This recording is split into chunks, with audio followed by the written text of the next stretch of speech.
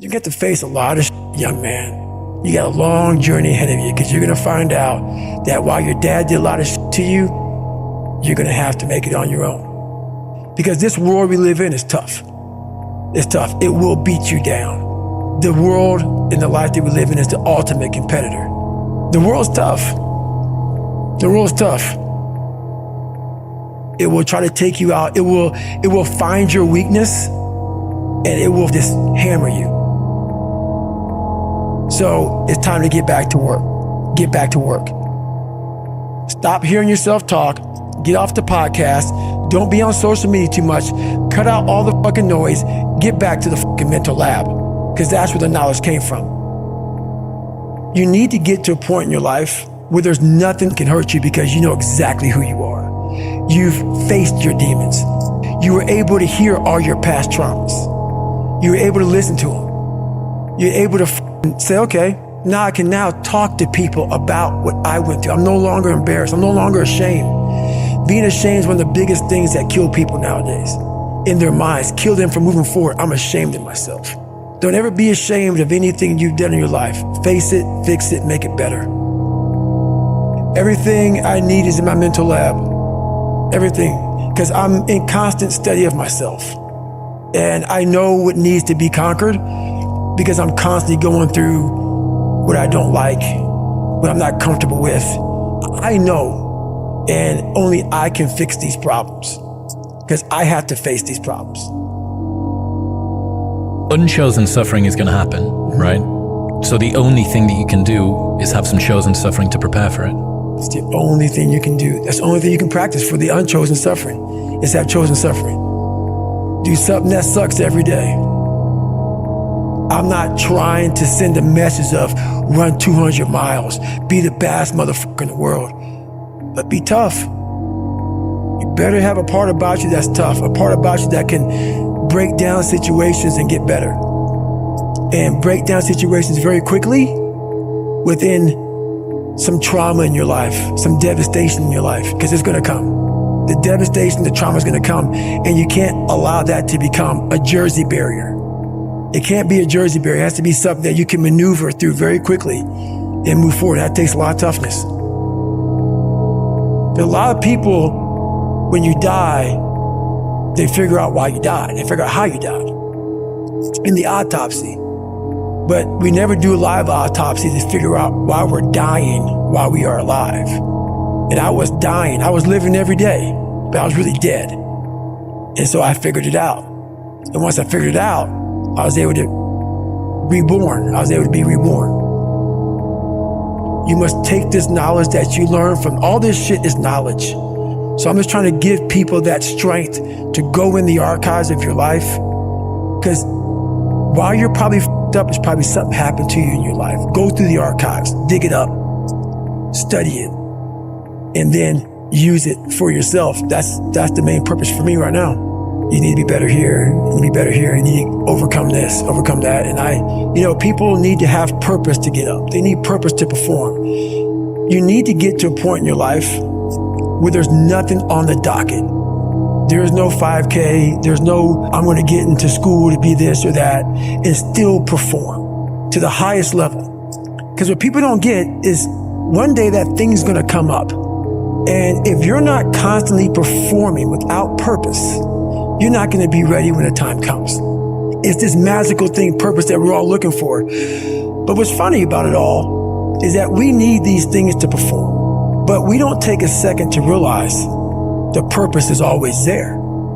The purpose never leaves us because the very purpose is you. You are always the purpose. There may be another purpose, like being a SEAL or going to college or whatever, but the main purpose in life is you. So if you wake up in the morning and you don't want to do something, you don't care enough about yourself. And that's what you need to really research is, why am I not doing this for myself? Because that is the number one purpose in life, is to better oneself. So that's the only purpose I fucking need. So the reason I get up every day, even though there's no race or there's no school, there's nothing in front of me, is because I have pride in myself. I was born David Goggins. David Goggins wasn't good enough. He was a scared, bullied, abused kid who struggled in life. And that kid, whenever something got tough, no matter how hard I trained, no matter how ready I was, whenever something got tough for me, David Goggins, the real David Goggins, would come out and he would quit. So I realized this over a period of time. So I had to build Goggins. And in that process, that's where I get better.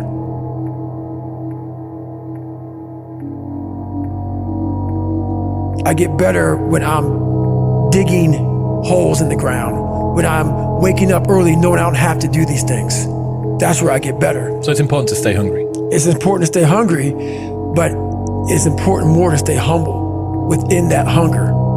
So while you're hungry, a lot of people are hungry, but humility is everything. What was that story about William Crawford, the janitor? Yeah. So this guy won the Medal of Honor. So he won the Medal of Honor, and which is the highest award in the military. And this guy went to the Air Force Academy, and he was a janitor. And no one knew who the this man was. He had the highest award in all the military for heroics. For heroics, saving lives, putting his life on the line, could have been killed. And he is now basically, cleaning shitters for young kids.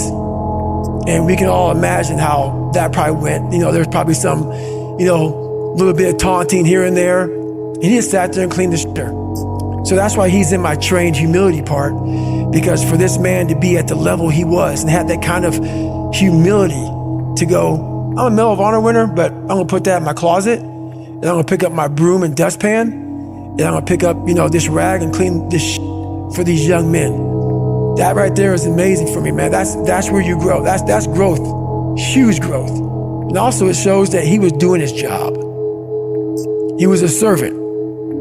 He didn't look at himself any better than anybody else. The second you do that, you totally lost. You cannot look at yourself like people, with me even, I always look at people. I know where you are. I know where, because I've been there. That's why I help so many people out. I've never been above you. I've always pretty much been beneath you, and that's where my knowledge came from. So I know how to reach those people who are in the dungeon, because I've been there so many times. You have to be your best self when you're least motivated. And that's the tricky part about all that. Motivation is just a word. You have to have these different things in your mind on where you want to go, and know that motivation is not going to get me there. Because I'm not going to always be motivated. Jocko said the exact same thing. You said that discipline eats motivation for breakfast. And discipline's good too. But without a clear headspace, there's no discipline. What do you mean? So let's say we have a circuit breaker, okay? And I'm loading everything up to one fucking circuit. Just load it up. It's gonna fucking blow. And once that thing blows, man, the circuit's all fucked up. You gotta have each thing plugged into the right spot, like a fucking crowded garage. You can't put anything in it. Once your brain is crowded, discipline is great, motivation is great. But if you can't fit shit in your brain because it's all fucking cluttered with shit, there's no discipline. You may have it sometimes when it fits in that crowded garage of your mind, but you don't have the consistency that you need to have with that discipline. I call it mental zones. Is you're organizing your mind so you can put that discipline. So a lot of people talk about discipline. Okay, great. Why do you fall off the wagon? Why can't I continue with this routine? Going to the gym, being better, waking up early, eating the right foods. It's because maybe it's your kids, maybe it's your wife, maybe it's your job, and it's all just stuffed in your fucking brain. You don't have it compartmentalized and organized in these nice shelves. A lot of people whose brain, hey, where's my dumbbells? Let me look. They're fucking throwing shit, they're looking through totes, they're all fucked up. So where am I gonna put discipline in that mind if I can't find other shit? You gotta be able to find all these different things in your mind. Oh, I can put discipline right there. If your life is not organized, and your life being everything around you, because it takes one little f***ed up piece of an outside interference to clutter your whole mind. Your mind has to always be clear. That's why I meditate 2 hours every single night, because I refresh, I reorganize the garage, which is my mind, every night. So then discipline's in there, organization, everything is in this right spot. I'm waking up and I'm giving myself all this armor. So when I come out in the world, I'm ready. I'm not waking up late. I'm not rushing around. I'm not disorganized.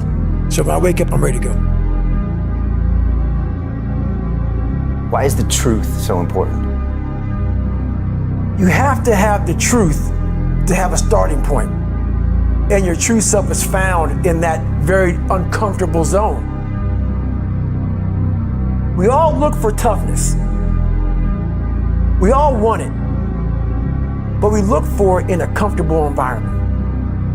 You will not find toughness in a comfortable environment.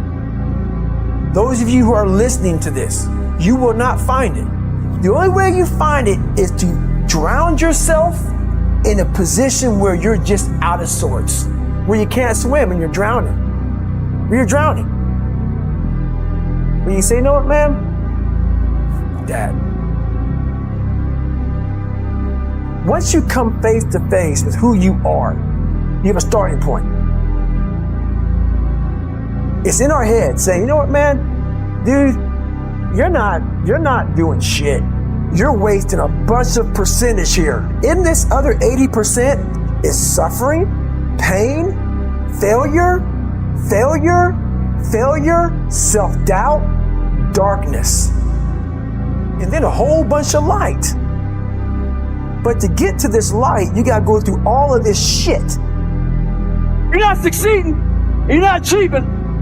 It's because you're afraid to go in that dark place to find yourself.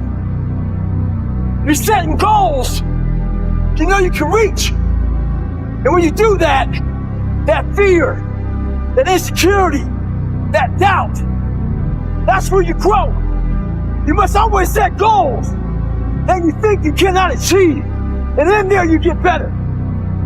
When that alarm clock goes off at 4 or 5 in the morning, your mind says no. You just say, this is what we do. It's what we do now. Because to get to where you want to go, the amount of pain involved, the amount of mental pain, of how many times you're going to have to do something that you don't want to do to get to where you want to go. Every day, you must ask yourself, did I do enough? And then once you do this over and over and over again, it becomes like breathing. I don't want to live this lifestyle, but to get to the other side of this, I have to. So if you really want it, you realize what trying is and what trying is not.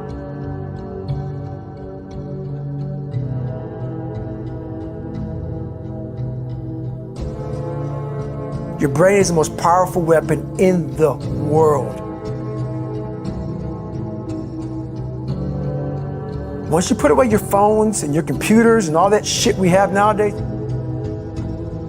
your brain is the only thing you have when you're going through depression, when you're going through hard times, you're going through death, real life shit. You can't Google that shit, man. You're alone. You're alone. You may have a shrink you're going to, you may have a best friend you're going to, but there's 24 hours in the day where you're alone in this brain. And your brain is talking to you in all kinds of ways. And it wants to control you and pull you in these different pockets. If you can't control your own brain and your brain controls you, you're fucked. You got to tell your brain where you want to go and how you want to go and how you want to get there. You got to control it. If not, it's over. So, all I knew back then was hard work. You got to work hard. You got to work hard. I can't get this paragraph. I can't remember what the fuck's in this paragraph to pass this test to get in the military. Read again. Still not getting it. Read again. But if not getting it, write it out. And that's how I started learning. I realized if I keep going back and going back and going back until the shit just becomes, your mind will say, fuck, okay, we're going to figure it out. It'll find a way. Because he is not going to stop. It's not like, I'm going to try one more time. No. Alarm clock goes off, boop.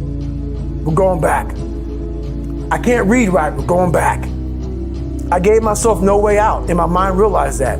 They said, okay, we're gonna adapt and overcome now. That was my mindset. And that's how you get through things. You put yourself, you immerse yourself wherever it is, and you become that. I became hell. And that became my new norm. I gave myself no way out. There was nothing outside these walls of hell. Nothing.